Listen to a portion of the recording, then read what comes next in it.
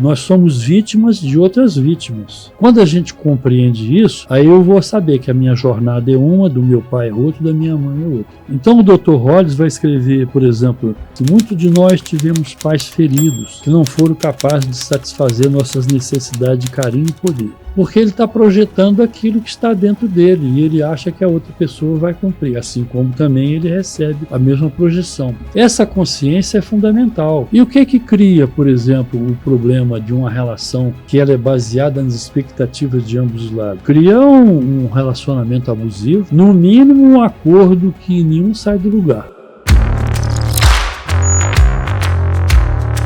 Vamos lá, pessoal de SciCast na área, conectados e conectadas. Hoje temos aqui assuntos muito importantes para se tratar hoje com meu amigo Osmar Santos, que já é aqui figurinha da casa aqui conhecida, e tem muito assunto e muito conteúdo para a gente poder compartilhar aqui com o SciCast, que é esse podcast que busca sempre trazer informações relevantes para quem quer aprender, né? E o Osmar está aqui para nos ensinar. E hoje a gente vai falar sobre o papel dos pais na construção da vida dos filhos. Mas antes, eu queria fazer uma pergunta para o Osmar.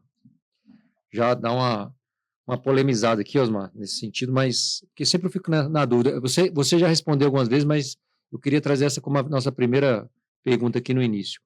Eu estava conversando esse dia com uma pessoa, e a gente estava falando sobre a situação mais mística, tal, aquela questão que eu acho que vai entrar muito aqui no papel dos pais na construção da vida dos filhos, porque o papel dos pais requer um lado que foi construído também pelos pais, os avós dos filhos, né? Uhum. Que acaba que é uma consequência que vai transformando gerações. E aí a gente estava falando sobre a questão do perdão, assim, né? A questão da importância do perdão. Só que eu lembro que você já colocou essa questão do perdão aqui. Eu fiquei um pouquinho.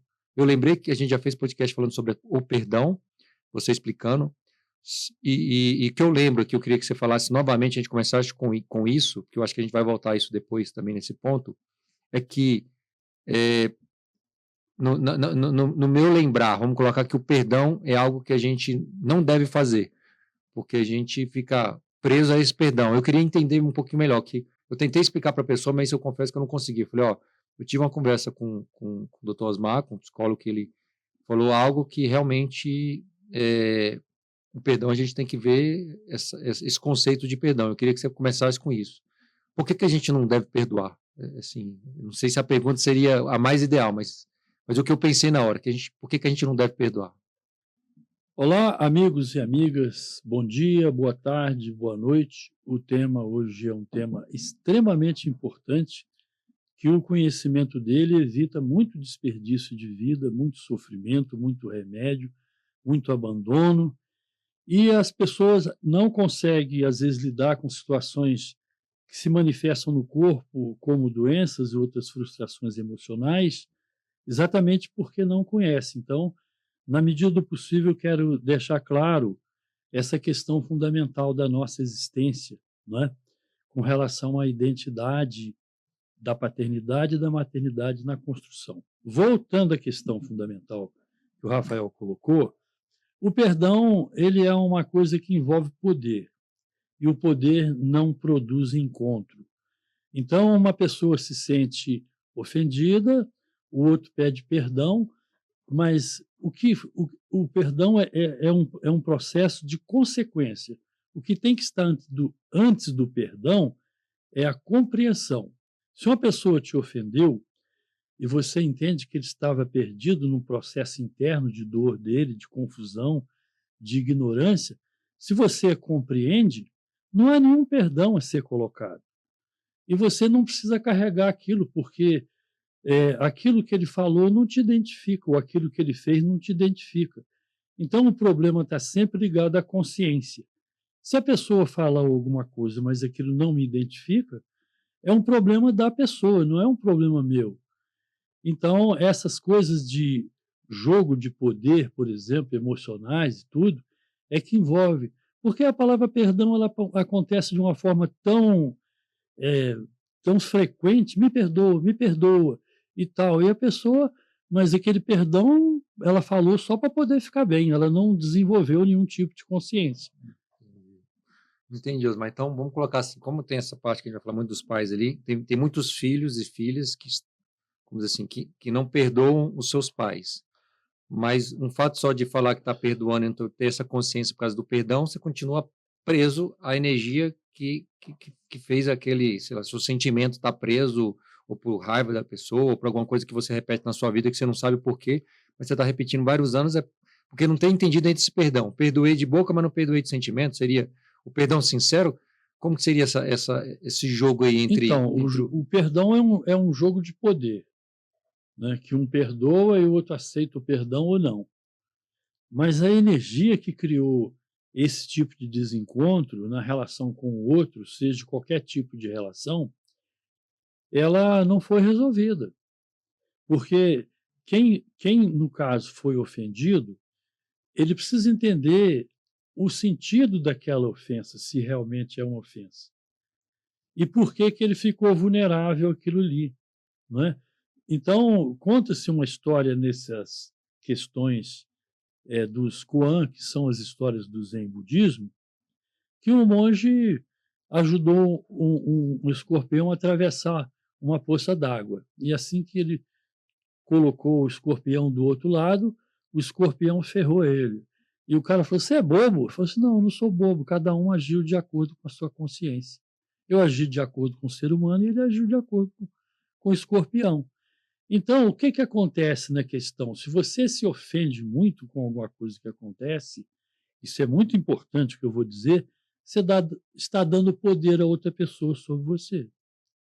Um poder que ele não tem, a não ser que você tenha dado. Então, antes do perdão, tem que nascer o quê? A consciência. Ah, mas se a consciência nascer, então não precisa do perdão. Então, o perdão é um problema de poder, não Ah, é? agora ficou mais claro. Porque se a consciência nascer, não precisa do perdão, porque já não precisa do perdão, que você já tem consciência do que aconteceu. Exatamente. Então, você não vai colocar peso sobre aquilo. A isso também, mais importante do que isso, da consciência, é o sentimento de culpa que arrasa com a pessoa. E é em cima disso que eles adquirem poder sobre nós, as pessoas e as instituições, porque considera-nos culpados de alguma coisa e nos oferece a solução. Então, por exemplo, isso é o reino dos céus, que ninguém pode oferecer para ninguém porque está dentro de cada um. Mas tem gente que organiza isso através de doutrinas, através de sistemas, e o outro acredita que ele é portador daquele conhecimento. Na verdade, ninguém é. Ou todo mundo é, Uhum. não é? Então, a questão do perdão, o perdão mais importante que tem é a compreensão sobre as suas dificuldades. Se você não se acolhe, se você não se perdoa, o inconsciente te destrói. A gente até antes do podcast até brincou aqui, né? Tava Sim, que aí o nosso videomaker aqui, Cleberson, já estão prontos, nós nascemos prontos, né? nascemos Falamos, só que prontos. estamos procurando, né? Ainda estamos evoluindo, procurando onde estão todas as coisas que resolvem as nossas vidas aqui, deixa a gente de forma mais consciente. E vamos voltar aqui, Osmar, né, para o assunto, que cara, a gente já entrou já na parte do perdão ali, que talvez vai entrar lá na frente, mas papel dos pais na construção da vida dos filhos. Por onde a gente começa? Porque hoje com a internet, hoje com essa confusão que as pessoas estão fazendo em relação aos papéis, que a gente falou até um pouquinho, em relação aos traumas do passado que cada um leva e acaba levando e refletindo nos filhos. É, essa polaridade, explica pra gente o que está acontecendo aí, por que que os pais estão se perdendo também na hora de criar os filhos. Você falou a palavra fundamental, é a polaridade. A polaridade é a lei universal que coordena tudo. Quando essa polaridade entra em equilíbrio, aí então ela é uma força transcendente, que transcende qualquer coisa, transcende a personalidade, transcende a ciência, transcende qualquer outro tipo de poder. Então, nessa relação entre pai e mãe, existe dois papéis fundamentais, né? Assim como na própria fecundação da nova vida, né? Da vida que se coloca. Então, a mãe, ela é a portadora desse poder, que é o maior poder que existe no universo, que é gerar uma pessoa, e depois que isso é gerado, então tem a questão fundamental de trazer aquela pessoa a uma consciência. Aí é que a questão se reveste de muitas etapas que vão se desenvolvendo de acordo com o tempo que vai passando, né? Desde o início da vida. Então, a mãe é responsável por esse cuidado inicial. Se isso não for esse cuidado com a alimentação, com a higiene, que é transmitido para a criança através de uma afetividade, de um amor profundo, né? Que a criança vai se identificando através da energia, ela não tem raciocínio ainda. Então, da forma com que ela foi esperada, da forma com que foi preparada, o nome, tudo aquilo que reveste daquela festa que faz, daquela estética com que ela foi recebida, dá uma identidade para ela. Deixa eu dar um passo Aí, atrás, Osmar. o Novo Testamento fala que o que nasce da carne é carne, o que nasce do espírito é espírito. Isso foi a questão fundamental que eu estou explicando agora, né? Você falou que eu não sei se eu vou usar ritual, mas você não usou essa palavra, mas essa preparação, você falou essa preparação de receber. Essa preparação, ela também conta antes, inclusive, da concepção, vamos colocar mesmo assim, da fecundação né, do espermatozoide com óvulo. Sim. Essa energia ela já vem antes mesmo, assim. Vem antes. Então, esse é o plano da mente universal, que é uma coisa que a gente depois, em outra oportunidade, vai estender. Uhum. A mente universal é a consciência-conhecimento, que mantém todo o universo no seu movimento constante. E esse movimento tem aspectos, de dois aspectos, positivo e negativo, são as luzes e as trevas, que são dois aspectos da polaridade. E o equilíbrio desses dois aspectos, entre o consciente e o inconsciente, entre o masculino e o feminino, entre o dia e a noite, eternamente os contrários, eles vão construir um ponto de encontro. No nosso caso, no caso do ser humano que está, no caso do homem e da mulher, do ser humano manifestado, o ser manifestado num corpo, isso corresponde à inteligência do coração. Porque o coração, ele é o cérebro da alma. Então, a alma, ela não vai fazer julgamento, o coração não faz julgamento, o cérebro do ego faz julgamento, né? Bom, a gente está falando, né, dessa questão do antes, e eu queria, até para a gente começar lá do início, né? O papel dos pais na construção da vida dos filhos. Esse papel, para os pais que estão querendo ter filhos ainda e não têm filho, ele já começa aí, né, Osmar? Já começa e como aí. que é uma forma de começar para aqueles pais que estão querendo ter filhos? Assim, qual que é uma sugestão assim, prática aqui? Né, um casal que está ali, casou, e eu não estou falando um casal que acontece, a grande maioria, por exemplo, quando tive o meu primeiro filho, a gente não programou. Eu falo que eu aprendi muito com meu filho, porque eu não estava preparado, e eu não tive esse papel dessa construção no meu primeiro filho, em relação a trabalhar essa energia de esperar ele. Então, ou seja, recebi a notícia que a minha esposa estava grávida e para mim foi um susto, porque no momento eu não, por mais que depois eu entendi que foi um crescimento muito mais importante para mim, mas as consequências acabam vindo porque, né, esse pós aí não aconteceu. Mas para aqueles que estão casados, estão se preparando para ter filho, é isso que eles querem? Como que seria uma forma prática ali de receber essa criança ou iniciar esse processo da concepção, né, da gravidez da esposa e do... Existe um conhecimento que ele liberta, instrui e resolve, que é a questão das projeções individuais. Então, a projeção da parte interior do homem, feminina, para haver uma complementação integral do seu desenvolvimento, é projetada numa tela, que é a mulher. Então, ele parte da ideia que aquela mulher corresponde às expectativas internas dele. Ela vai fazer a mesma projeção. Aí, então, eles têm um acordo de convivência. E essa projeção inicial, ela desaparece quando as pessoas entram em contato, assim, de intimidade. Porque a mulher não é aquilo que você projetou e você não é o homem que ela projetou. Aí, então, entra fatores de conveniências, de acordo, que às vezes ou cria uma parte assim, de uma convivência que ela pode ser frutífera em algum caso, mas não desenvolve uma consciência. Então, as pessoas casam para ter filho, para ter patrimônio, por causa da religião, por causa dos parentes, e aí um não cuidou do outro, da transcendência do outro. Então, a mulher, ela vai dar, com a sua magia, com o seu poder, ela vai dar ao homem aquilo que ele não tem, sabe? Que é exatamente cuidar dessa parte espiritual do homem. E o homem vai dar para a mulher o aspecto material que ela precisa para ela poder desenvolver por ela mesma, por ser outro ser, a parte do caminho dela. Então, ela não tem que interpretar papel. Aliás, ela vai cumprir os papéis dela, sim, como o homem vai cumprir. Mas cada um é uma pessoa. Aí a relação passa do ego para a alma. Bom, aí a pessoa tem que entender o que é alma. Não é nenhum adjetivo que se vê na filosofia ou nas religiões, mas é vamos dizer assim, uma quantidade, um arquivo de informações do caminhar daquela essência que vem cada vez para ter um tipo de experiência. Só que aí, o que nós chamamos de ego, ou personalidade, adquire o livre-arbítrio. Então, uma alma não tem poder sobre o ego, a não ser que a pessoa entenda o que é isso. Então, ele está construindo, dentro da polaridade, ele está construindo uma relação ligada à alma. Mas o que é receber na alma? Receber na alma é não julgar, porque a pessoa está num estágio, a mulher está no estágio da história dela, o homem está no estágio da história dele.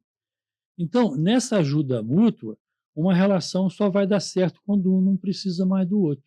Aí pode fazer uma parceria, porque ele não vai projetar as frustrações dele, ela não vai projetar as frustrações dela, mas eles vão fazer uma parceria. Essa parceria vai influenciar os filhos. Não. Nessa parceria, aí tem o tempo de um e o tempo de outro.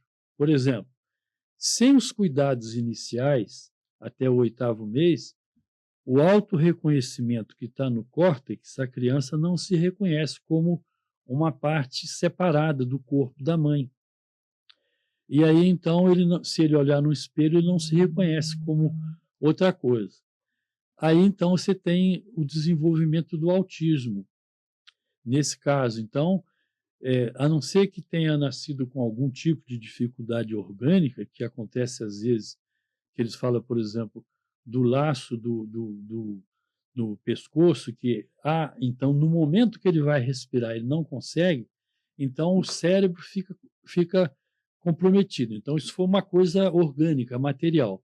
Mas, fora isso, a pessoa que é esperada, a pessoa que recebe todo tipo e não tem uma expectativa de cumprir as frustrações dos pais, porque esse é um outro problema, e acontece direto, os pais querem que o filho cumpra aquilo que ele não conseguiu. Então ele vai ser o quê? Um fantasma do desejo do pai. Essa personalidade provisória, ele vai ter que resolver, e ele só resolve isso primeiro através da informação, que é o que eu estou passando agora. Depois, mais tarde, através de 2 trabalhos, que é o resgate da criança interior, que é o código-fonte de toda a existência, e através também da constelação familiar. Mas um trabalho muito bem feito, porque assim como tem pessoas com determinada profissão, uns cumprem melhor do que outros, em todo lugar é isso. Então, tem consteladores e consteladores, tem médicos e médicos, tem psicólogos e psicólogos. Então, isso é uma questão que a pessoa vai trabalhar para poder desenvolver as informações precisas. O que me deixa, às vezes, estarrecido é que essa questão que a gente chama de energia interior do inconsciente da contrassexualidade, ela está estruturada há mais de 100 anos. Isso começa a ser escrito em 1913, pelo Jung.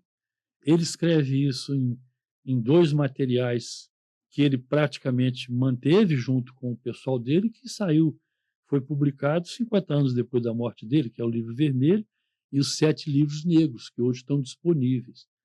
Mas antes disso, todo mundo que trabalhou no desenvolvimento de ler o inconsciente, divulgou isso, escreveu muitos livros sobre isso, no mundo todo, né? Deixa eu tirar essa do fantasmas dos pais. Eu queria até pegar essa parte aí. Você falou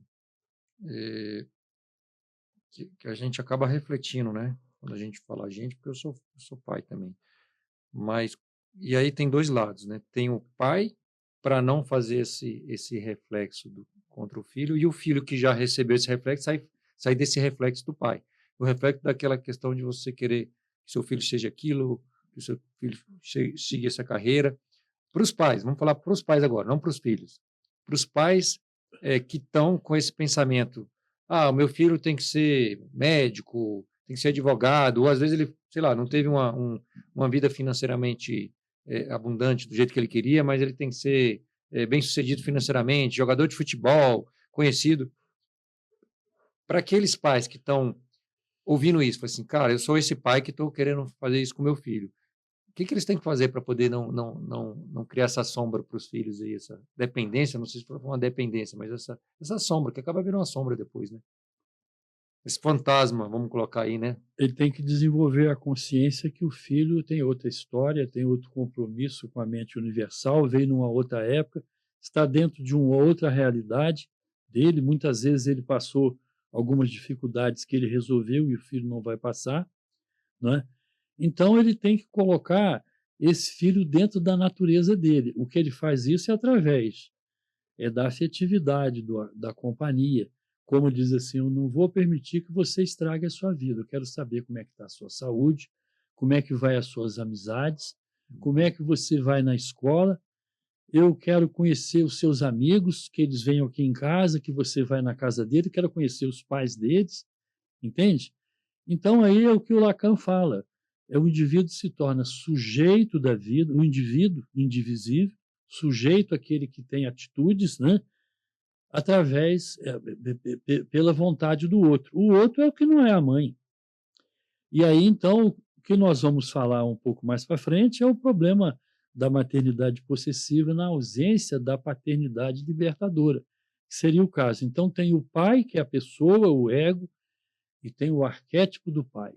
Esse arquétipo está ligado à criação, está ligado ao masculino universal, ao provedor, aquele que enxerga os valores e ele cuida de tudo. Ele tem a parte que tem os arquétipos do rei, guerreiro, mago e amante. Do arquétipo, Osmar, assim, eu acho que o arquétipo a gente pode entrar numa segunda etapa, Tá. porque eu acho que a gente vai chegar nesse nível da evolução, assim, sei lá, do homem ideal, porque eu acho que aí ele vira um pai ideal, porque ele entende esses arquétipos, mas eu entendi da parte do pai, do fantasma do pai, achei interessante, mas eu queria para o filho antes de você ir para os arquétipos, acho que o arquétipo é um nível acima desse. O pai fez esse trabalho, está junto com o filho, reconhece que é uma vida separada, que ele tem que acolher ele para que esse filho desenvolva, né, a consciência dele e a história dele. Então ele tira esse peso de ser um fantasma para o filho dele. Agora, para o filho, vamos falar do filho agora, os filhos. E eu vou até falar de níveis diferentes, eu não sei se isso dá para falar de níveis diferentes, eu queria também que você passasse aqui para a turma. Porque tem um filho que ele é um adolescente, né, que ele tem menos poder de decisão, ele acaba sendo, vamos dizer assim, economicamente dependente do pai. Vamos falar do adolescente. E o adolescente que está assistindo aqui o Discast, né, o que você poderia falar para ele, que ele está vendo que existe esse fantasma do pai que está querendo fazer ele ser uma coisa que ele não quer ser? Como que ele tem que trabalhar isso com ele e também com a questão do pai? Ou da mãe também, né? Que a gente fala do pai, mas a mãe também, né, Osmar? Acredito que também. os dois, né? Aí tem a questão, a adolescência é um período de muita perda, né? E a pessoa fica sem saber. Então, o adolescente perde o corpo, perde a roupa, perde a voz, Verdade. perde todo o conforto da criação da infância, que foi extremamente assistida, a proteção e tudo. Por outro lado, ele cresce o corpo, ele acha também que ele já pode fazer muitas coisas, no mesmo dia ele pode ser julgado que já não é mais criança para fazer certas coisas, e no mesmo dia fala, você ainda não é grande, quer dizer, ele não sabe quem ele é.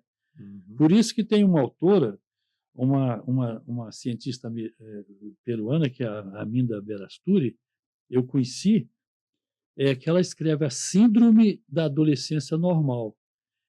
E depois tem outros problemas também, que o desenvolvimento físico, ele vai requerer um tipo de alimentação propícia, e ele não pode, por exemplo, um adolescente entrar num processo de academia, porque o desenvolvimento das juntas e o crescimento dos músculos ligado, por exemplo, aos tendões e aos ossos, eles têm que obedecer um tempo para poder encontrar o seu equilíbrio.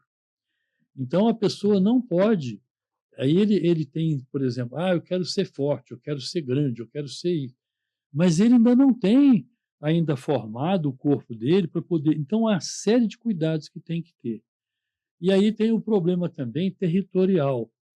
O adolescente, ele tem por ideia marcar o território. Aí ele vai deixando o tênis jogado, a roupa jogada, ele começa a transgredir, principalmente com relação às ordens da mãe, porque ele não quer aquela identidade mais. Então aí tem a compreensão da maternidade que vai dando liberdade ao filho, para ele poder ir atingindo. Essa parte da adolescência, ela é fundamental na formação da personalidade, não é? Porque depois ele vai adquirir, por exemplo, uma personalidade sujeita às imposições da lei, ele vai desenvolver uma profissão ou um estudo, ele vai desenvolver a capacidade de dirigir um carro, e conviver em outra faixa, e ele vai ter que saber como é que ele vai lidar com os recursos dele, né? De onde vêm os recursos, para ele poder fazer escolha. Então, tem pais, por exemplo, isso vem muitas vezes da mãe, que quer colocar o filho só com roupas de marca, só de coisas assim. Ela está construindo um fantasma, não é? Então, tem muitas formas. É preciso respeitar essa idade tão difícil. Ele vai mudar a voz, ele vai ficar perdido com relação. Então, essa hora o pai tem que estar junto. O ideal seria o pai levar ele para o trabalho, mostrar como é que as coisas são feitas, mostrar para os amigos e tal, falar sobre ele. Fulano é assim, ele tem as coisas dele que são diferentes, né? Ele tem interesse nisso, tem interesse naquilo. Existe um outro cuidado, que esse é fundamental, que é o problema da alienação digital, que hoje é uma patologia colocada pela Organização Mundial de Saúde, através de uma alienação. Porque se você tem uma capacidade cognitiva dentro de um tempo, de um dia, de um mês, de um ano, se você coloca um monte de porcaria ali que não vai dizer nada, que são esses jogos, essas coisas todas, você cria uma dependência, ocupa o espaço todo e não sobra para mais nada. Então, isso é uma coisa tão séria que, tanto na Europa como nos Estados Unidos, tem clínica especializada nisso, porque ele colocou as redes sociais, através do computador, através do celular, como sendo uma referência. E tem acontecido muitas questões, porque ele tem medo de perder o celular. Ele tem medo de perder o acesso ao computador. E o que é colocado lá, apesar de ter muita coisa interessante que a gente divulga, igual nós estamos divulgando agora, tem muita fantasia, não? Então, agora é o negócio dos jogos. Todo mundo faça isso que eu coloco tanto na sua conta. Está cheio disso aí. E aí, então, eles descobriram que a grande parte do Bolsa Família é colocado em jogo. Fizeram um levantamento sobre isso, né? Então, essa alienação digital, ela é uma coisa, tudo tem a polaridade. Assim como a facilidade de pesquisa, tanta informação importante, também tem muita alienação. Então, o adolescente ele está entrando num mundo que as instituições elas estão chegando ao ponto máximo do seu poder, elas apodreceram de uma hora para outra. E esse adolescente não vai encontrar na escola, na religião, não vai encontrar na gestão pública alguma coisa que vai cuidar dele, sabe? É uma jornada solitária, né, Osmar? Uma Você fala jornada hoje, né? solitária, Assim, não é? tem que É uma achar um angústia. meio onde que ele vai sair disso. A dor do crescimento, é uma angústia, né? E aí, esse adolescente, ele tem, né, você deu essas dicas aí, que eu acho que ainda assim os pais influenciam muito, os pais têm que ter mais consciência nesse momento que os filhos, né? Mas e para aquele filho que não é mais adolescente, que já cresceu, que já está grande, né, que já tem o seu salário, que já tem a sua vida independente financeira, mas eh, que ainda tem esse fantasma do pai? O que ele tem que buscar para se libertar disso? O que liberta tudo e qualquer coisa é a consciência. E a consciência começa pela informação. A informação está disponível, mas ele vai ter que fazer escolha, de fazer as opções, né? Aí, quando ele tem tudo isso que você está dizendo, mas se ele tem o problema do que a gente chama de complexo materno, que é um assunto importante na questão, ele não conseguiu se livrar disso porque o pai não tirou ele da mãe. Então, esse é o projeto inicial do que o Freud chama do complexo de Édipo. A história do Édipo é uma história que o filho matou o pai e casou com a mãe, mas ele não sabia que era pai dele e a mãe dele. Então, isso passa na mitologia, né, grega, que existia uma profecia que aquele filho ia matar o pai e casar com a mãe. Aí, então, eles pegaram, quiseram eliminar o filho e deram para um pastor para jogar o filho lá num penhasco. Mas o homem ficou com pena e levou ele para uma outra cidade. Não existia comunicação e deram para um rei e uma rainha que não tinha filho. E ele foi criado como se fossem filhos dele. E aí depois ele soube da história, aí ele fugiu apavorado para não cumprir aquela sentença. Aí ele volta para os pais verdadeiros. Então é o seguinte, isso tem uma simbologia.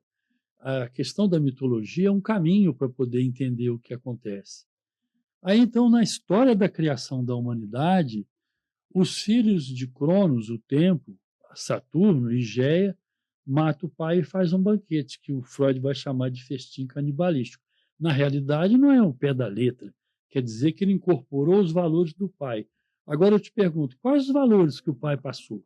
É isso que eu ia perguntar. E se os valores forem maus valores? Ele vai ficar perdido, então, porque ele não vai se livrar da maternidade compulsiva. Então, esse transtorno é que chama o puer. O puer é eterno, ele é eternamente uma criança. O que ele vai fazer? Vai passar de uma profissão para outra, nunca vai achar o que ele quer fazer, ele vai passar de um relacionamento para outro, porque o tempo dele não chegou. E ele acha que uma hora uma coisa muito importante ele vai descobrir por isso. Então, nós temos que lidar com a toxicidade da nossa origem, que nós somos vítimas de outras vítimas, não é? Quando a gente compreende isso, aí eu vou saber que a minha jornada é uma, do meu pai é outra, da minha mãe é outra, né?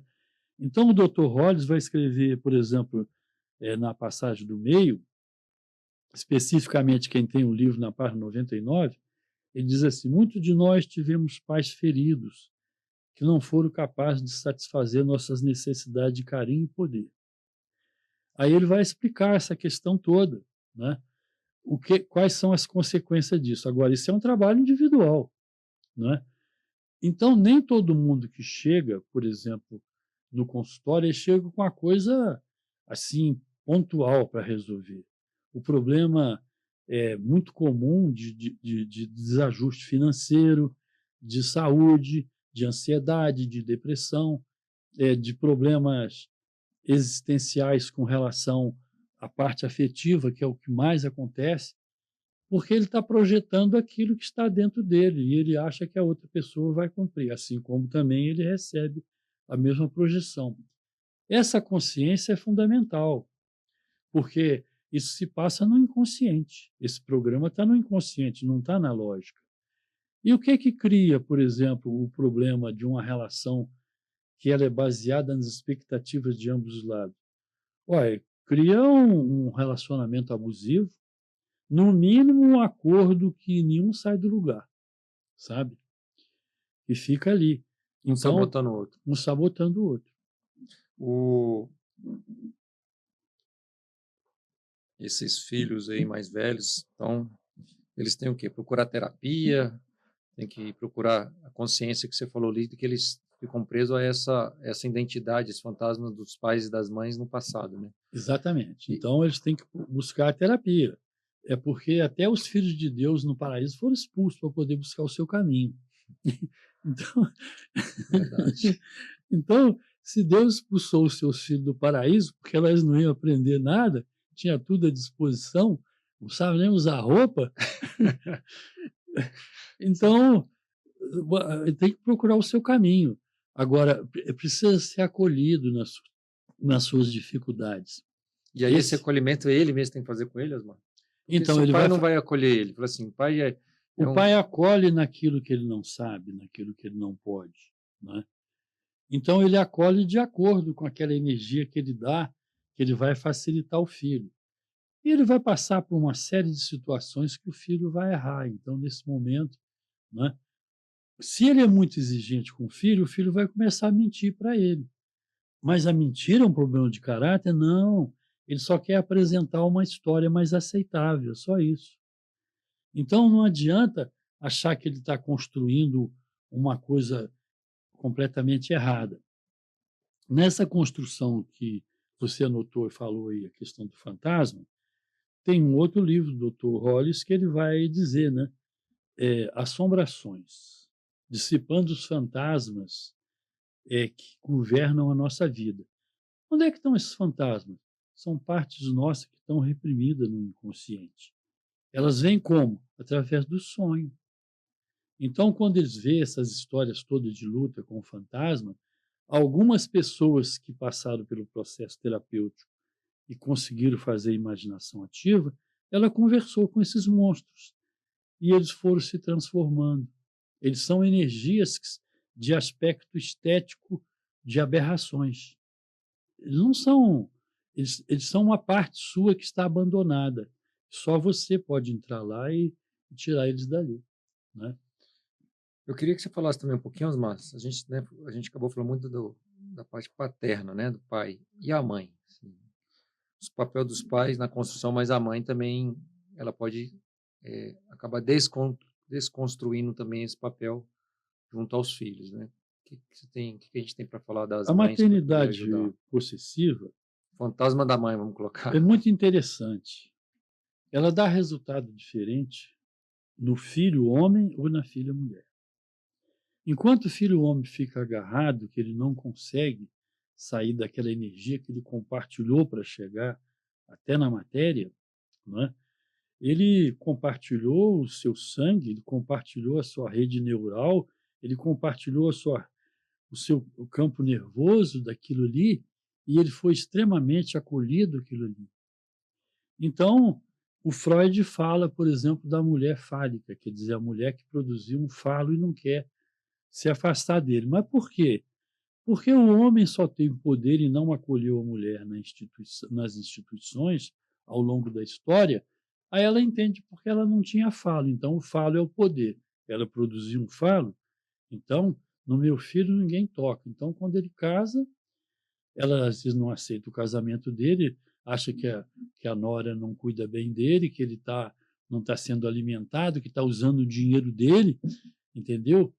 Então, se ele não conseguir sair dessa energia da maternidade, aquela mulher fica presa nessa energia, que é uma perda muito grande. Você fala aquela mulher, a mãe, né? A mãe, Uhum. ela fica presa naquela energia, e aí chega no ponto de avó, ela projeta nos netos, projeta no cachorro, no gato, Tem e assim animais também, vai. Osmar? Também É mesmo? animais. Também animais. Você vê como é que os animais estão sendo Verdade. tratados, humanizados. Uhum. Por um lado, é uma questão de cumprir uma parte interessante, que é muito importante falar, que é uma sutileza dos sentimentos, quando o homem tem compaixão dos animais, que não deixa passar fome.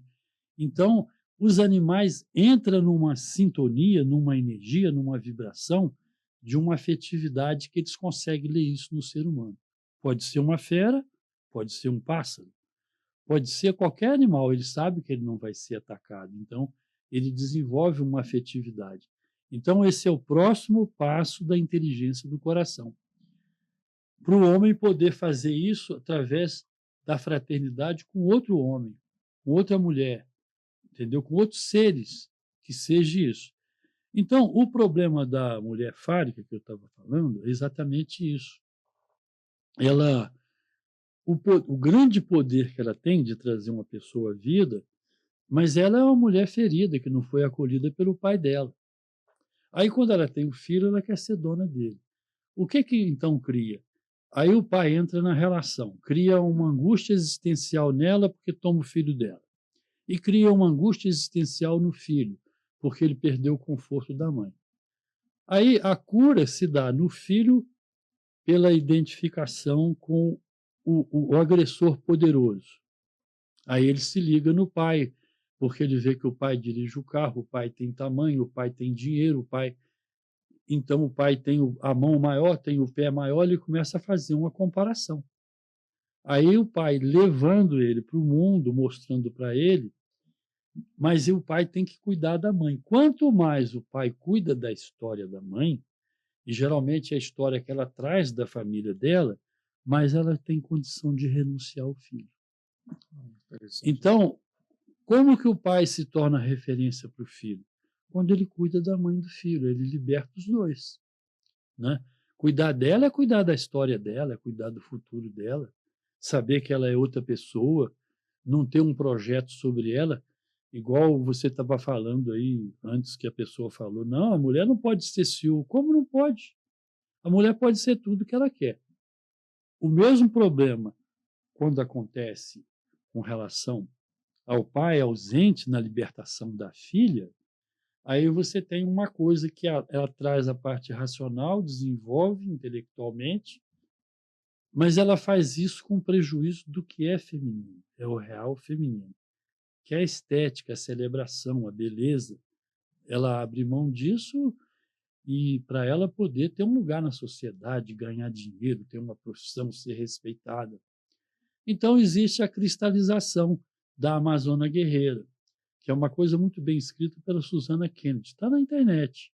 É um texto de umas 7 folhas, ela escreve muito bem. Até eu acho que ela agride um pouco as mulheres, mas ela é mulher, ela tem direito, né? Então ela está falando uma coisa. E a Maureen Murdock, através de um livro também esgotado, que chama A Filha do Herói, ela vai mostrar essa questão toda, a relação filhas e pai. Então, quando o pai permite que a filha seja filha, que ela possa fazer tudo o que ela quiser, ela então vive o papel realmente feminino de mulher, que é muito importante, né? Então são duas coisas diferentes, porque quando ela desenvolve intelectualmente, desde cedo na escola, todo mundo acha que está tudo certo, mas ela está construindo a Amazona Guerreira, que pode dar mais tarde na bruxa, não é? Porque ela perde essa afetividade que é da construção Ela feminina, é perde isso? a estética da Estética. construção feminina. E, Osmar, então, isso está muito relacionado, porque tem muitas mães, mulheres hoje que querem ser mães solteiras, né? Que estão fazendo carreira solo. Isso, consequentemente, e avaliando, não estamos aqui para julgar ninguém, isso não é nosso papel aqui, mas acaba interferindo realmente na formação da criança que está vindo. Exato, e principalmente isso é feito por causa da crise de identidade masculina. Porque assim que a mulher desenvolveu, ela não causou o que é realmente o masculino, mas ela deixou isso evidente, não é? Então, o que falta, na verdade, é homens identificados com o poder masculino, que está ligado à justiça e à compaixão, para poder construir instituições, né? E esse trabalho ele precisa ser feito, porque nós estamos chegando no ponto mais profundo da destruição que o ego do poder ele constrói. Então, tem dois tipos de homem. Tem um homem perverso, que quer o poder a qualquer custo, e tem um homem sofrido, nostálgico, que é o anti-herói, que ele escolhe perder, ele é uma vítima, ele não consegue fazer nada. Então, ele é, de certa forma, aquele masculino ali, ele fica agarrado num processo de paraíso o tempo todo. Ele acha que o tempo dele não chegou, né? Ele se liga, às vezes, nos esportes radicais, ou então a depressão. Tem casos que ele fica em casa, não sai do quarto, a mãe dá comida, a mãe compra roupa, compra as coisas e tal. Ele fica ali. E ele vai dormir de dia e vai jogar de noite. Tem muitos casos desses. Entender essas questões como uma patologia afasta a gente da realidade, da causa. A causa está lá na formação dele, naquela formação. Então, mas por que que ele é? Porque faltou o pai. Como que o pai falta no seu papel? Ele falta quando ele não cuida da mãe, quando é alcoólatra, quando ele morreu, quando ele é dominado pela família de origem, que ele é promíscuo, não é? Então, é muito importante que ele esteja presente e ele se envolva com a família, nas questões de cada um. Quando ele faz isso, ele dá a cada um a dimensão que cada um pode ser. Isso é uma coisa muito poderosa, né? Para acessar, eu acho que aí entra um pouquinho que você falou ali, que você começar a explicar, eu queria que você explicasse um pouquinho, porque eu sei que essa construção, né, na vida dos filhos pelos pais, ele vai inicialmente, como você falou assim, no papel de você gerar mais consciência dentro de você. E aí entra a questão dos arquétipos, né?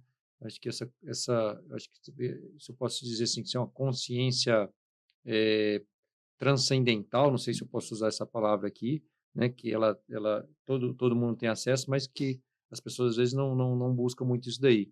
E onde que está esses arquétipos para o pessoal entender, os pais e mães, como eles podem acessar, né? Primeiro, quais são esses arquétipos do masculino e do feminino e por onde eles podem acessar esses arquétipos de forma, né, que fique prática na vida deles, não só da leitura e virar uma coisa intelectualizada que ele não pode utilizar no dia a dia. Ele só pode acessar o arquétipo no inconsciente, porque todo mundo é possuidor desse arquétipo.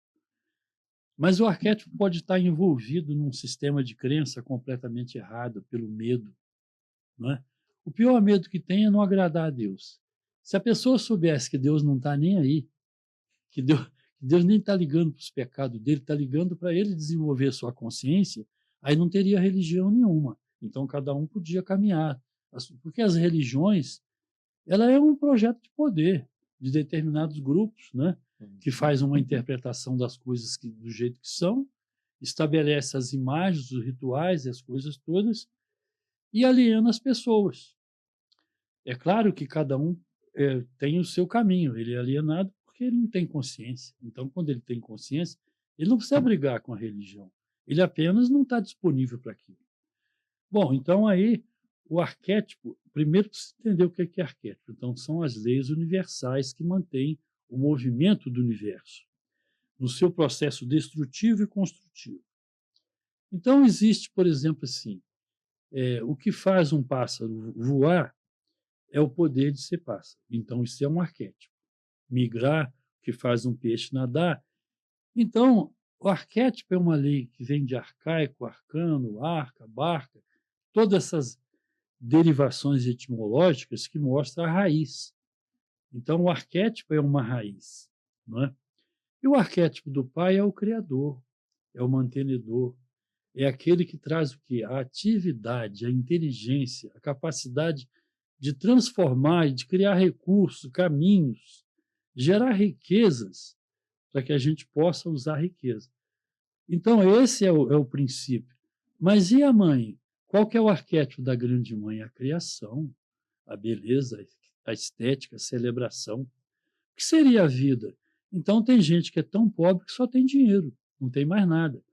E aí você tem, por exemplo, o que ele chama de Saturno, que é aquele que vai colecionando um monte de coisa, né? Está cheio disso. E ele fica ali.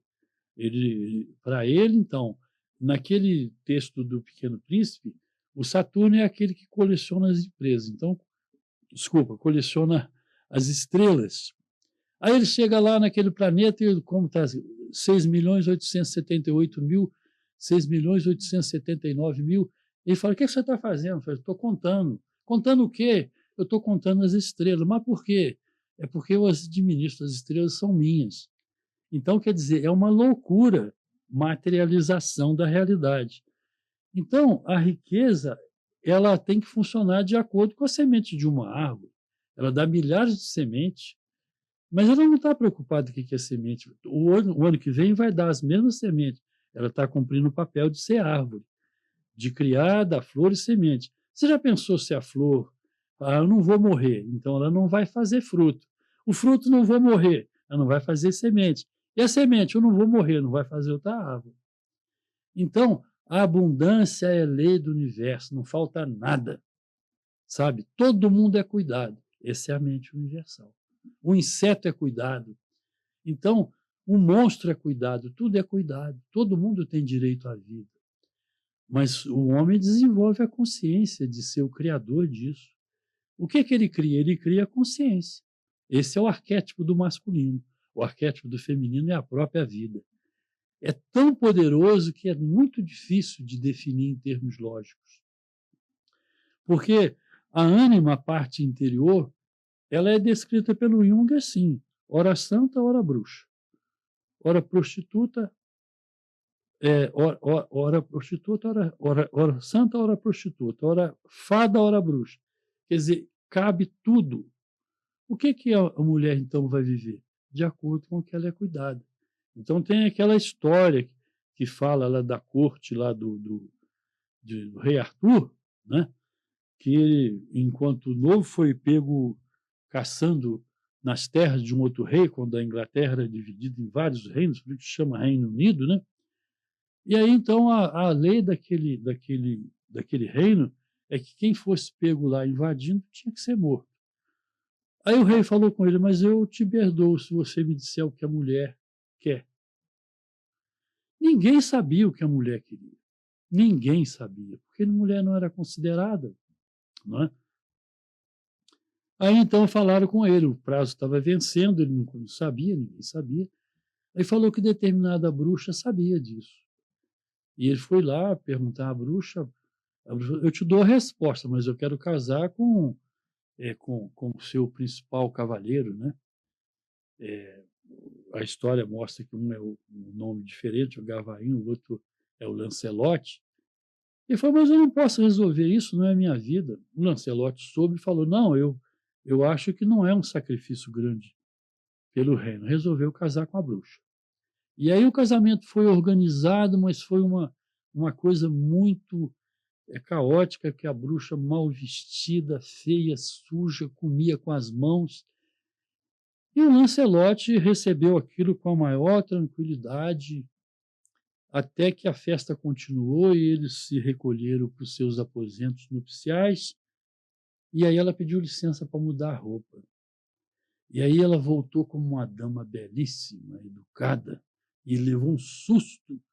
Ela falou: olha, nós temos um problema para resolver. Você me quer desse jeito para as nossas noites de núpcias, e eu serei uma bruxa perante a corte? Ou você quer que eu seja uma dama perante a corte e uma bruxa à noite, nos nossos encontros? Ele falou: é você que sabe. Eu falei: então eu vou ser uma dama o tempo todo, porque você me respeitou. Então, esse respeito, essa construção do feminino no seu valor verdadeiro, é fundamental para o homem. Se o homem quiser evoluir, ele tem que cuidar da parte feminina, só.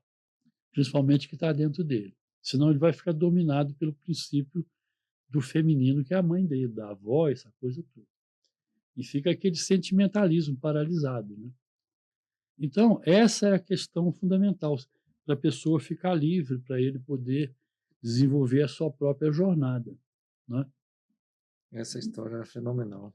Eu sempre que eu escuto ela, vem várias energias dentro aqui. O papel dos pais na construção da vida dos filhos, muita coisa, né, Osmar? Hoje, com esse mundo digital, né, a gente já está aqui, já vamos dizer assim, mais perto de terminar o nosso podcast, mas eu queria... hoje está muito desafiador esse mundo digital em relação ao papel dos pais na vida dos filhos, porque a gente vê que a gente está deixando nossos filhos serem educados pela internet. E aí, quando eu falo internet, é tudo que você comentou ali. Sim. O que você daria de sugestão, né, na questão dos pais?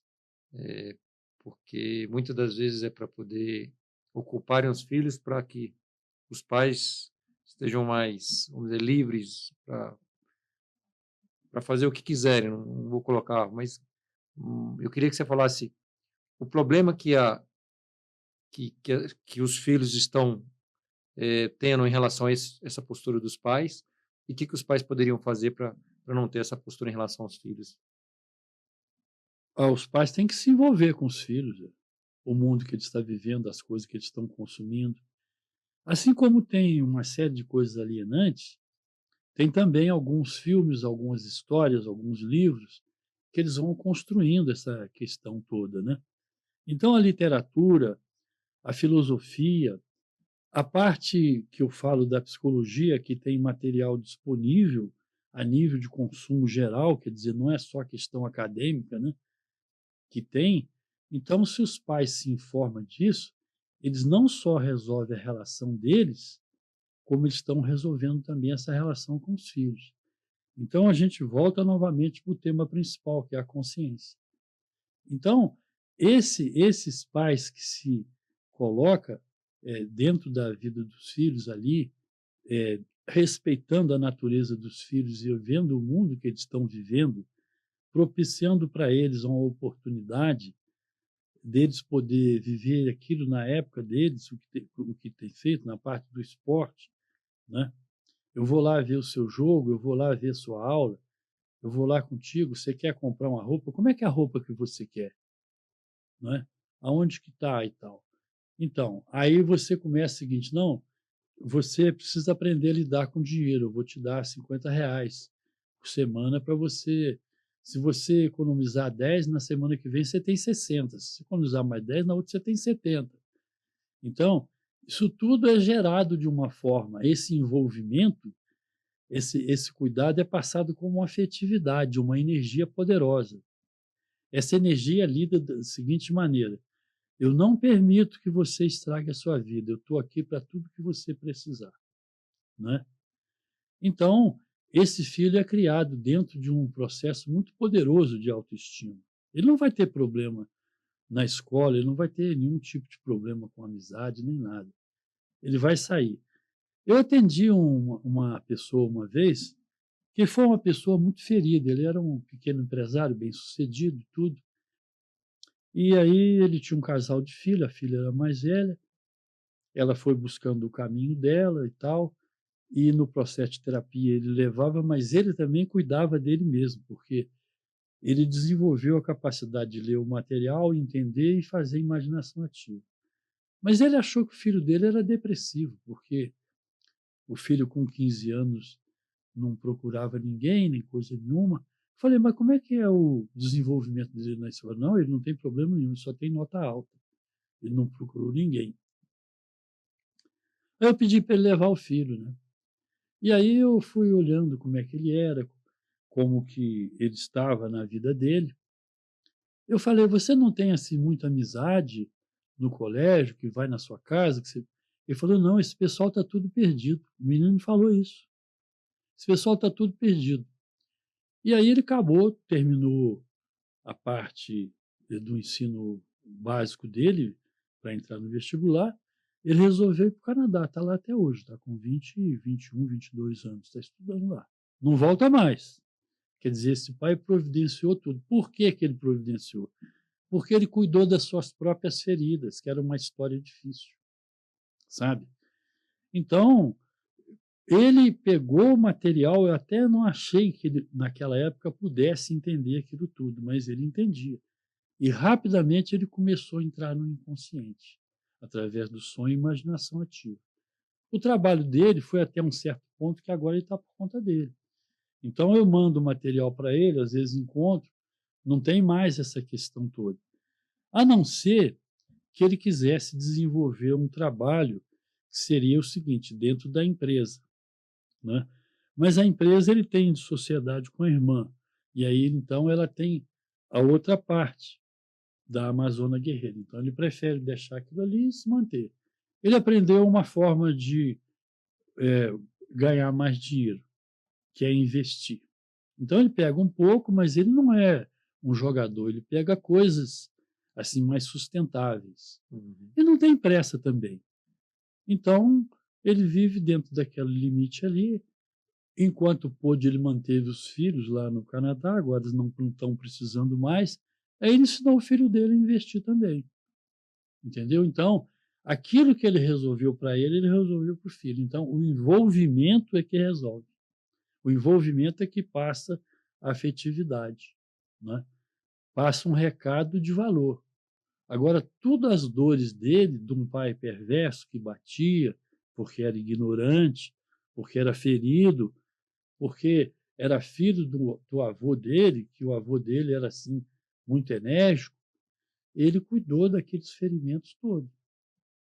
Então, quando eu conheci o pai dele, eu vi que era só um homem ferido, que queria criar as vacas, criar os bezerros lá e tudo, que só queria mexer naquela parte.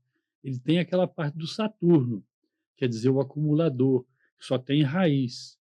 Então, o outro que tem o complexo materno, que é o Pur, só tem imaginação. Tem que juntar os dois. Tem que juntar a raiz com a imaginação.